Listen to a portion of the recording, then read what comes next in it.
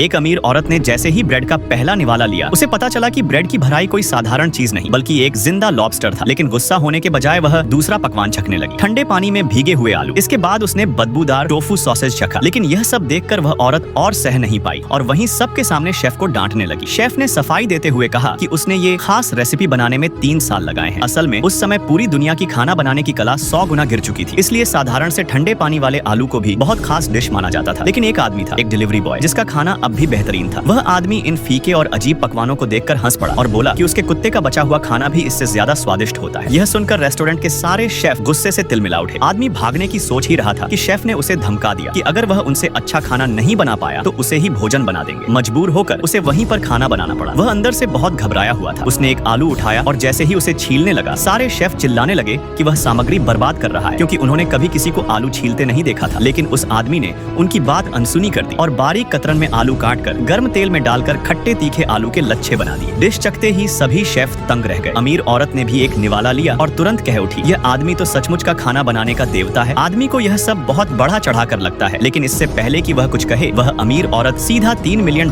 निकालकर उस डिश का पेटेंट खरीदने की बात कह देती है। इतना पैसा देखकर वह आदमी खुशी से पागल हो जाता है। बाद में वह औरत उसे अपने रेस्टोरेंट की तरफ से विश्व शेफ प्रतियोगिता में हिस्सा लेने के लिए बुलाती है, जिसकी इनामी राशि थी $10 मिलियन। इतना बड़ा इनाम सुनकर वह तुरंत मान जाता है। प्रतियोगिता के दिन उसके सामने एक प्रतिभागी होती है, उसकी पूर्व प्रेमिका। वह वही ठंडे पानी वाले आलू बनाती है। जब उस आदमी की बारी आती है, वह अंडे वाले फ्राइड राइस बनाने का फैसला करता है। लोग हैरान रह जाते हैं, क्योंकि उस दुनिया में केवल असली महारथी ही यह डिश बना पाते थे। उसकी पूर्व प्रेमिका उस पर हंसते हुए उसे प्रतियोगिता छोड़ देने को कहती है, लेकिन वह शांत रहकर अपना खाना बनाता रहता है। कुछ देर में सभी प्रतियोगी अपने पकवान जमा कर देते हैं और उनके व्यंजन दुनिया के 10 श्रेष्ठ व्यंजनों में शामिल हो जाते हैं। सबको लगता है कि यह आदमी हार जाएगा, लेकिन जब जज उसका फ्राइड राइस चखते हैं तो उसे सीधे विजेता घोषित कर देते हैं। दर्शक भी पागल हो जाते हैं और एक दूसरे से लड़कर फ्राइड राइस छीन छीन कर खाने लगते हैं। Subscribe for part 2। अच्छे पड़ोसी वाले लाल दिल भेजें और बुरे पड़ोसी वाले काला दिल भेजें।